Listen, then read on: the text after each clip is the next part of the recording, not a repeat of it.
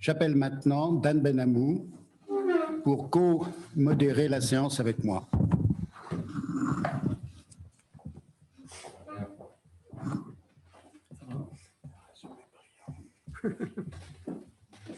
Tu viens t'asseoir là, juste 2 minutes pour commencer. Alors, cette séance sur la simulation, j'en donne tout de suite, non pas la conclusion, mais l'état d'esprit. Pour nous, la simulation n'a rien réglé, pour nous à l'Académie, en ce qui concerne l'acquisition d'un savoir-faire chirurgical parfait. Par contre, elle favorise, elle simplifie, elle prépare l'essentiel de la formation du chirurgien, qui est le compagnonnage et le partage de la relation médecin-malade avec un senior. À cette occasion, nous avons découvert, enfin moi j'ai découvert, je ne sais pas si d'autres à l'Académie connaissaient cette société dont va nous parler Dan Benhamou, la Sofrasim, société francophone de simulation en santé. Dan, je te donne la parole. Oui, c'est sûr. Merci.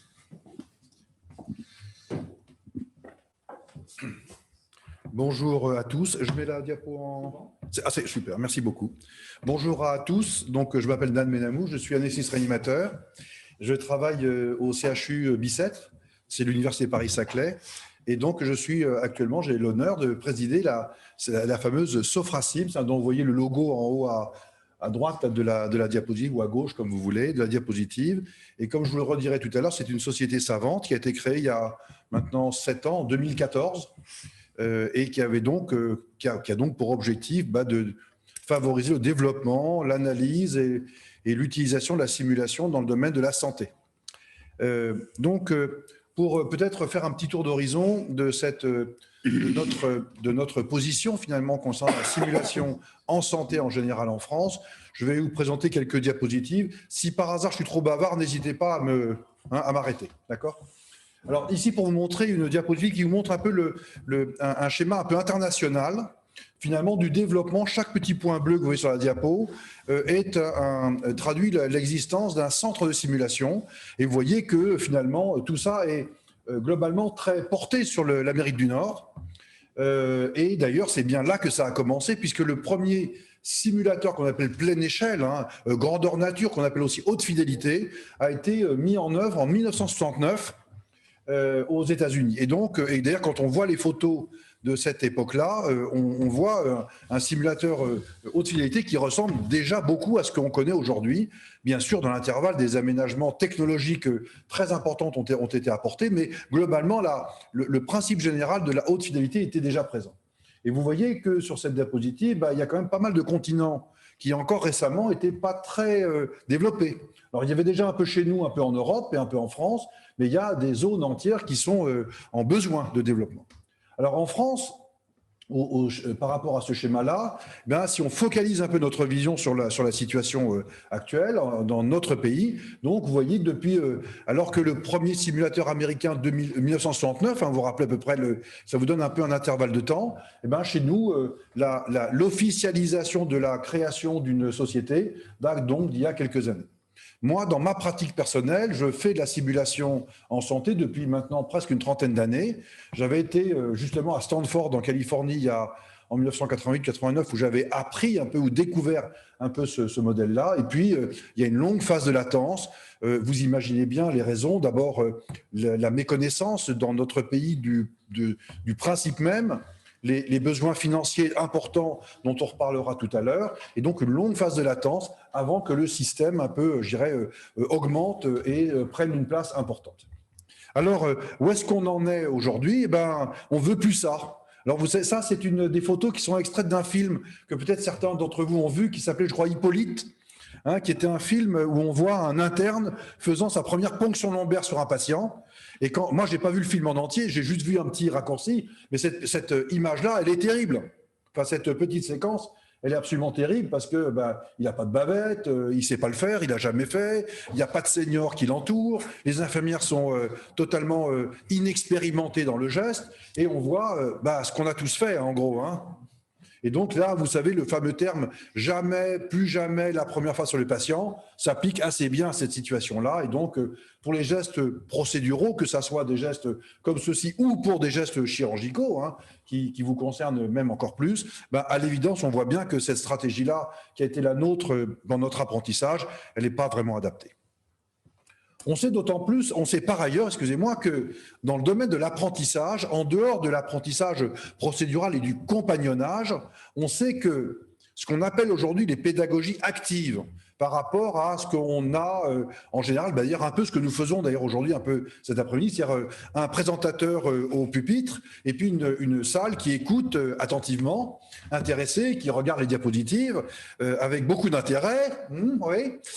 Et bien ça, on sait très bien que quand on fait des cours en amphi, il y en a la moitié qui dorment, hein, en gros. Ou qui regardent leurs emails, maintenant avec les processus électroniques. Et donc, la qualité de l'apprentissage des méthodes traditionnelles dites passives, où il y a comment dire, une direction unique de l'enseignement, le résultat n'est pas très très bon. Et on sait qu'en gros, les gens retiennent 5, 10, 15% maximum de ce qu'ils ont entendu. Donc, le processus n'est pas très efficace. Et donc, c'est pour ça qu'on est passé à une notion de pédagogie active, par opposition à pédagogie passive. Dans cette pédagogie active, c'est quoi le principe? C'est que l'enseigné fait partie du système et participe. Hein, c'est ce qu'on appelle aussi l'apprentissage expérientiel, c'est-à-dire dans lequel l'apprenant, fait les gestes lui-même, participe, discute, conteste éventuellement. Et on sait que d'une façon générale, cette stratégie, je ne vais pas vous détailler tout ça par manque de temps, mais il a été bien montré que dans pratiquement, vous voyez, tous les domaines des sciences, hein, regardez un peu à droite la diapositive ici, biologie, chimie, etc., eh bien, le processus est efficace en termes d'apprentissage. Il y a moins d'échecs aux examens, il y a donc plus de réussite professionnelle chez les étudiants. Et donc, on sait que le principe même de la pédagogie active en général est efficace. Et vous imaginez bien que si je vous parle de ça, c'est parce que la simulation est typiquement une méthode de pédagogie active où l'apprenant apprend, touche, discute, participe directement. Il n'est pas seulement passif. Et donc, on sait aujourd'hui que la simulation a des effets qui sont bénéfiques. Alors, si on revient maintenant à notre macrocosme, on va dire, national, il y a de nombreux domaines en santé où il y a de développement pour la simulation. Alors, vous pouvez prendre bien sûr en photo les diapositives, il n'y a aucun problème, mais je vais vous les laisser, comme ça vous les aurez, si ça vous intéresse. Ah d'accord, c'est comme vous voulez. Mais sinon, vous les aurez, les diapos, elles seront à votre disposition. Formidable, exactement, c'est très bien.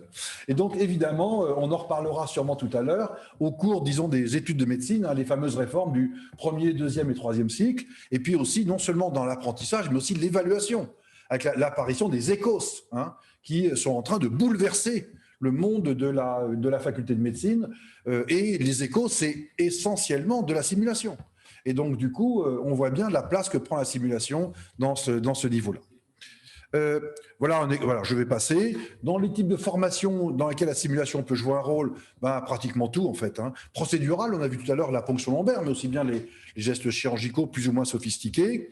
Ça est extrêmement utile pour apprendre les fameuses compétences dites non techniques, c'est-à-dire tous les aspects relationnels, aussi bien que le patient, mais au sein des équipes, au sein des équipes entre ce que j'appellerais interdisciplinaires, entre les disciplines, mais également interprofessionnels, par exemple avec les infirmières, les kinés, les diététiciennes. Donc tout cet apprentissage relationnel pour lequel nous n'avons, nous, reçu aucune formation et pas vraiment d'analyse. Et donc on est devenu ce que nous sommes aujourd'hui en matière de comportement, un peu par imbibition de ce que nous avons vu faire et de ce que nous avons interprété nous-mêmes, mais il n'y a jamais eu vraiment de réflexion. Or, aujourd'hui, ça prend une place majeure et on sait très bien que lorsque les compétences non techniques, la communication, la relation humaine est bonne, les résultats médicaux à la fin, ils sont meilleurs. Il y a moins de complications, il y a plus de succès, il y a plus de satisfaction des patients. Et donc, tout ça va mieux quand ces compétences non techniques sont bonnes. Et c'est ce que j'ai mis également en termes de relations humaines, que j'ai mis en dessous. Et puis, il y a un troisième domaine qui est évidemment très important aujourd'hui, c'est la technologie. puisque dans le domaine de la simulation, on peut aussi bien faire des formations en simulation avec, en gros, pas de matériel, pratiquement, une table, deux chaises et une formation, un apprentissage de la fameuse relation humaine, par exemple, avec un patient simulé, par exemple, où il n'y a besoin de rien sur le plan technologique, jusqu'à des trucs hyper sophistiqués que vous connaissez, je pense, au moins en partie. Donc, avec des mannequins haute fidélité, vous savez, des mannequins qu'on peut relier à des appareils en Bluetooth, avec une régie, on peut les faire parler, tousser, on peut faire un pneumothorax, on peut faire on peut palper les poux, enfin, on peut faire énormément de choses. Des mannequins procéduraux beaucoup plus simples, hein, la ponction veineuse, ou bien par exemple des appareils, par exemple, même pour d'apprentissage de la célioscopie, plus ou moins sophistiqués, par exemple. Et puis, encore dans des niveaux un peu plus, disons, modernes ou plus technologiques, toutes les stratégies d'apprentissage qui utilisent la réalité virtuelle et puis ces dérivés plus immersifs encore, qu'on appelle la réalité augmentée, la réalité mixte. On en reparlera tous ensemble, si vous voulez, tout à l'heure. Et puis, un autre aspect encore très intéressant, c'est ce qu'on appelle les jeux sérieux, hein, qui sont un peu les dérivés des jeux que font les enfants, mais là, bien sûr, avec un objectif sérieux d'apprentissage et qui sont en plein développement, avec tout un tas à la fois de choses positives, mais également beaucoup de questions, notamment sur le plan technologique, en matière de langage, par exemple, ou d'analyse conversationnelle. Voilà un exemple d'un jeu sérieux, je vais passer, mais peut-être en avez-vous déjà vu, sinon on en reparlera, je ne veux pas trop déborder. Voilà, ici, alors, vous voyez un exemple d'une vision qu'on peut avoir sur un jeu sérieux en 2D, hein, sur un écran d'ordinateur par exemple. Et puis, je ne sais pas si j'ai mis ou non. Voilà. Et donc, on peut aussi avoir, vous savez, dans les casques de réalité virtuelle, on peut avoir du 3D, de la profondeur et donc de l'immersion supplémentaire avec des sons, etc. Et voilà, ici, c'est un entraînement d'une pédiatre sur un mannequin en réalité augmentée avec donc un casque de réalité virtuelle. Donc, on peut faire de plus en plus de choses dans beaucoup de domaines de la médecine.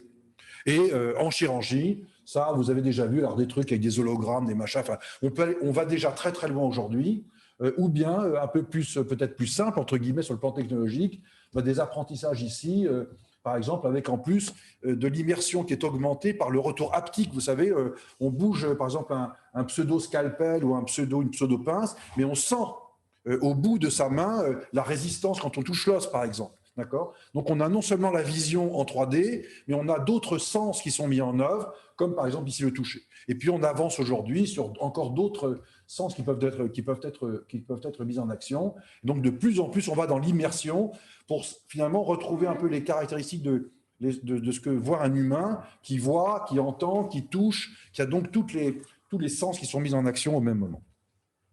Alors ça, c'est un peu le dynamisme général. Il y a quelques ombres au tableau quand même que je vais vous montrer. D'abord, le premier point, c'est que ce développement nécessite un personnel extrêmement important et les besoins sont encore immenses puisqu'il y a beaucoup de structures qui ne sont pas tellement développées ou qui commencent un petit peu puis qui sont très vite face à des obstacles un peu en termes de nombre de personnel, aussi bien enseignants, nous, hein, et enseignants formés, mais également des enseignants non médicaux qui peuvent participer à ça. Voilà. Et puis, il y a tout un tas de stratégies qui commencent à être réfléchies aujourd'hui pour surpasser ce problème du nombre limité des enseignants. On a besoin de personnes techniques. Hein, il faut des techniciens pour manipuler tout ça, pour entretenir, pour la maintenance de tout le matériel, pour l'organisation générale des séances. Donc, il y a beaucoup de besoins. Besoin de secrétariat aussi, hein, pour gérer ces organisations. On a besoin d'ingénieurs pédagogiques qui nous aident dans la réflexion pour la construction des programmes. Donc, on voit que c'est tout un monde en cours de construction et il y a donc des besoins qui sont très importants. En termes de matériel et de locaux, vous avez vu que quand on est, ne serait-ce qu'en termes de matériel, certains matériels sont très coûteux. Pour vous donner un exemple, un simulateur haute fidélité, vous savez, un mannequin complet, c'est à peu près 80-90 000 euros. D'accord ? Avec, en plus, un coût de maintenance annuel de, on va dire, 10-15 000. Donc, si vous en avez 6, 8, 10 dans une grande structure, faites le calcul, ça fait des sommes qui sont très importantes. Et puis, si vous avez en plus de la réalité virtuelle, des appareillages sophistiqués chirurgicaux ou radiologiques, par exemple, qui peuvent coûter des trucs, qui peuvent être des sommes qui dépassent des fois plusieurs centaines de milliers d'euros. Donc, on est dans des sommes potentielles qui sont importantes. Heureusement, il y a quand même beaucoup de choses qu'on peut faire avec des choses pas chères. des mannequins qu'on appelle basse fidélité, un bras en plastique pour apprendre à faire une ponction veineuse, ça coûte 500 000 € et on peut faire déjà un très grand apprentissage avec ça. Donc il y a un peu toutes les gammes de prix, mais évidemment, plus on va monter en force, en activité, plus les coûts seront potentiellement importants. Et puis je vous ai montré tout à l'heure au début de la même présentation que la simulation, elle est efficace en termes pédagogiques. Alors, c'est très bien démontré dans la diapo que je vous ai montré tout à l'heure, dans tous les domaines de la science. Dans le domaine de la santé, c'est beaucoup moins clair aujourd'hui. On a beaucoup moins de preuves et il y a besoin encore de preuves. Et donc, du coup, quand on dit « ça coûte très cher », mais est-ce que c'est efficace sur le plan pédagogique? C'est le fameux rapport coût-efficacité, question qu'on se pose en permanence. Et donc, du coup, démontrer le bénéfice, un bon rapport coût-efficacité est une énorme problématique, un énorme défi aujourd'hui pour la simulation. Et donc, voilà, c'est ce que je vous ai mis un petit peu en bas. Les résultats pédagogiques sont difficiles à démontrer dans le monde de la santé. Et il y a beaucoup de chercheurs, beaucoup de recherches d'une façon générale pour essayer de montrer de façon un peu plus, disons, scientifique, plus formelle, que ça marche, que c'est utile, que c'est bénéfique à grande échelle. Mais il y a encore des questions qui se posent. Et puis, il y a un deuxième aspect, c'est que ça marche sur le coup. C'est-à-dire que quand on fait des études et qu'après la séance, vous êtes meilleur que vous n'étiez avant, c'est bien.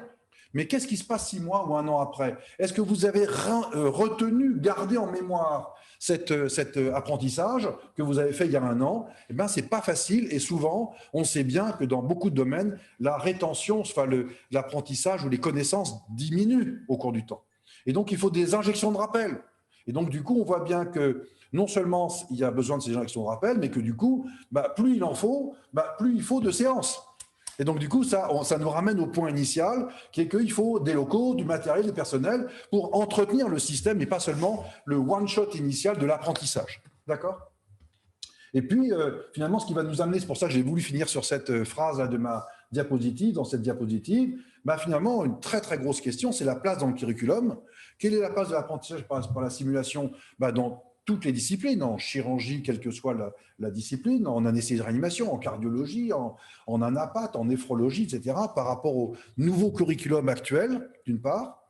Et donc, il y a à la fois la révision des curriculums en général, notamment dans la R2C, dans la R3C, mais également au sein de ces curriculums nouveaux, réorganisés en termes de compétences, la place de la simulation. Il y a toute une réflexion qui est en cours et en gros, partage pratiquement toutes les disciplines. Et puis le dernier point, évidemment, ça fera peut-être une transition avec les sujets suivants, c'est finalement quelle est la place de la simulation par rapport aux autres méthodes d'apprentissage. Pour un interne, par exemple, le compagnonnage ou les apprentissages théoriques, les modules de DES, etc. Comment est-ce que les jeunes chirurgiens ou les jeunes médecins vont apprendre et qu'est-ce qu'ils auront comme part de simulation dans cet apprentissage?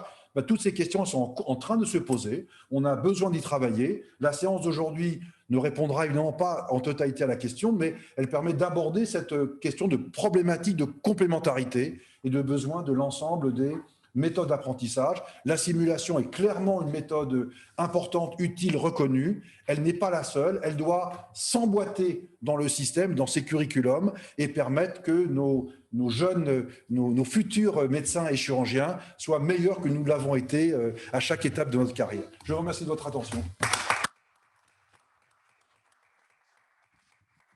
Merci beaucoup, Dan Benhamou. C'était très précis, très concret. On va poser très peu de questions maintenant. On les regroupera tout à l'heure parce qu'il y a il y a un certain nombre de communications plus nombreuses que d'habitude. Est-ce que parmi vous, est-ce que quelqu'un a une question à poser précise sur ce qu'a dit Dan Benhamou? Bon. Moi, je voudrais juste faire un commentaire à propos de la répétition des séances de simulation. Je pense qu'elles doivent être, et je ne pense rien du tout, je suggère, et l'Académie avec moi, qu'elles doivent être le moins nombreuses possible et conduire le plus rapidement possible à la réalité. Avec la simulation, on est dans la virtualité, même si elle est concrète. Or, il faut pour apprendre à opérer, il faut opérer. Et on n'opère pas des mannequins. Donc, je suggère que la conception de ces simulations que tu as très bien exposées se fasse de manière à être le plus rapidement possible concrétisée par une mise en scène réelle au bloc opératoire ou au pavillon d'anatomie. Oui, oui. Il y a des questions ou une question? Il y a une remarque, très bien. Une question, Dan, combien de formateurs pour un médecin formé? Dans les séances, justement, cette notion d'interactivité, de pédagogie dite active, nécessite aussi, c'est un sujet qui vient se rajouter aux éléments que j'ai évoqués tout à l'heure, c'est qu'il faut beaucoup de formateurs. C'est-à-dire qu'il faut que le ratio formateur-apprenant soit faible. C'est-à-dire qu'il faut pas, enfin, il faut qu'ils puissent parler, discuter, essayer, toucher, faire eux-mêmes. Et le formateur devient non seulement un formateur, parce qu'il a quand même une compétence qui est plus forte que l'apprenant, mais il doit aussi favoriser l'expression des apprenants. Et donc, dans ce sens-là, l'idée générale, c'est que les nombres doivent être, enfin, les ratios doivent être faibles. Il faut donc beaucoup de séances, parce que du coup, on prend peu d'apprenants et il faut beaucoup de formateurs. Et donc, c'est un élément supplémentaire dans les obstacles, en tout cas dans les éléments à prendre en considération. Pour ce qui nous concerne en chirurgie, il y a dans l'apprentissage de l'utilisation de la robotique, il y a d'une part l'expert chirurgien qui sait se servir de l'appareil et d'autre part le technicien de l'industriel qui sait présenter comment on utilise l'appareil. Ça, c'est très important. Mais il y a d'autres... Oui, Bernard, tu voulais poser une question. Oui. Quel est le rôle de l'État? Qu'est-ce que fait l'État pour faciliter cette simulation? Alors, l'État commence à faire quelque chose. Ça a été un peu long, bien entendu, comme toujours, en disant bah, faites et puis on verra. Ça, c'est le discours qu'on a un peu dans tous les domaines qu'on a toujours connus, aussi bien à la faculté qu'à l'hôpital. Et là, les ministères commencent à bouger. D'abord, par le biais, finalement, de ces réformes du second, troisième cycle en particulier, où maintenant, dans les textes de loi, dans les arrêtés, apparaît le mot simulation. Donc, déjà, il y a une prise de conscience. Enfin, il y a un premier élément. Mais ça, c'est pas de l'argent. Enfin, c'est pas de l'aide. Et puis, cette année, c'est ce que je disais tout à l'heure avec Hervé, là, à Tommaso, c'est que viennent d'arriver pour la première fois de l'argent venant des ministères de la Santé et d'enseignement supérieur et de la recherche, ce qui est arrivé il y a un mois d'ailleurs là, dans les universités et dans les hôpitaux, pour aider un peu au développement de la réforme du second cycle. Donc ça commence, les sommes évidemment ne sont pas à la hauteur des besoins que j'ai indiqués tout à l'heure, mais il y a au moins maintenant un premier versement, on va dire, avec l'idée justement que ça sera pérenne, en tout cas pour plusieurs années, les prochaines années en tout cas, qui permettent aux gens qui s'intéressent à la question et qui sont engagés dedans, de savoir qu'il y a un soutien, une prise de conscience, voilà, et que c'est en train de se mettre en place. Voilà. Albert Claude. Oui, juste pour peut-être compléter la réponse, il y a quand même eu, d'une part, des positions très fortes de la conférence des doyens depuis plusieurs années sur l'inclusion et la structuration des séquences, des maquettes de la simulation à l'intérieur des maquettes de formation. Ça, c'est clair et c'est même vraiment très réglementé dans beaucoup d'universités. Il y a véritablement des formations qui sont programmées ils ne sont plus du tout des jeux aléatoires, mais vraiment des programmes de formation avec véritablement un système de contrôle, de tuteurs qui est véritablement assuré souvent par des chefs de clinique et qui vont jouer le rôle d'entraîneur. Et ça, c'est vraiment fondamental. Il y a un deuxième point, c'est que sur le plan national, il y a beaucoup de centres de simulation qui ont été créés dans beaucoup de régions. Ne serait-ce que, pour citer notre dernière visite à Amiens, du centre Simu Santé, qui n'est pas seulement un processus ponctuel, minimal, mais vraiment un énorme effort d'organisation, un énorme bâtiment qui est un véritable hôpital virtuel, dans lequel il y a véritablement beaucoup de secteurs qui sont explorés pour mettre non pas seulement un acte quelconque en simulation, mais un ensemble global de formation, incluant l'art de la consultation du médecin généraliste, la prise en charge du patient à domicile, etc. Donc voilà, moi je crois qu'on est en pleine émergence et structuration et financement par l'État ou les collectivités territoriales. Et effectivement, du coup, je pensais que j'ai oublié un truc qui est important, c'est que déjà depuis pas mal, ouais, disons 7, 8, 9 ans, quelque chose comme ça, il y a de l'argent qui est venu effectivement déjà des ministères, que j'avais pas signalé tout à l'heure, mais qui est important, et qui a été dispensé sous forme d'appel à projet par les ARS. Hein. Et par exemple, nous, on a très largement utilisé cet argent-là par des projets déposés, de l'argent qui nous est venu par ces appels à projets et qui nous a permis de financer du matériel, tout un tas d'éléments à la fois pratiques, pédagogiques et de recherche. Donc du coup, il y avait ce financement-là qui était un peu, on va dire, indirect, qui n'était pas, comment dire, je ne sais pas comment on pourrait dire, mais qui n'était pas directement arrivant aux unités, aux facultés de médecine, mais qui indirectement pouvait permettre de financer ça. Et là, aujourd'hui, ce que j'ai expliqué tout à l'heure, maintenant, tout le monde, la distribution se fait dans toutes les universités. Alors, j'ai une autre question. À Nice, Benchimol était très en avance sur la simulation chirurgicale. Et puis il est parti. Qu'est devenu ce centre de simulation? Est-ce que quelqu'un a une réponse? Albert Claude. C'est toujours en activité, évidemment. La suite de Dadiel Benchimol a été prise et le centre est véritablement fait partie. Là, c'est plus du tout quelque chose, un jeu. On ne conduit pas nos étudiants dans des centres de simulation pour faire joujou. Ils sont évalués. Pour répondre aussi à l'intervention de Philippe tout à l'heure, certes, la simulation est derrière l'acte réel. Il y a dans le domaine de la simulation l'idée d'atteindre un certain niveau de performance. On ne permet véritablement le passage à une autre étape, le passage au réel, à partir de la preuve apportée que l'étudiant a fait, par exemple, en simulation, par exemple, d'endoscopie digestive. On a des mannequins d'endoscopie digestive qui sont excellents et qui permettent d'explorer la totalité de la compétence d'un collègue sur le diagnostic, l'interventionnel à l'intérieur du système virtuel, etc. Donc, c'est un processus très complet de formation. Et le passage au réel, après, se fait avec beaucoup moins de difficultés.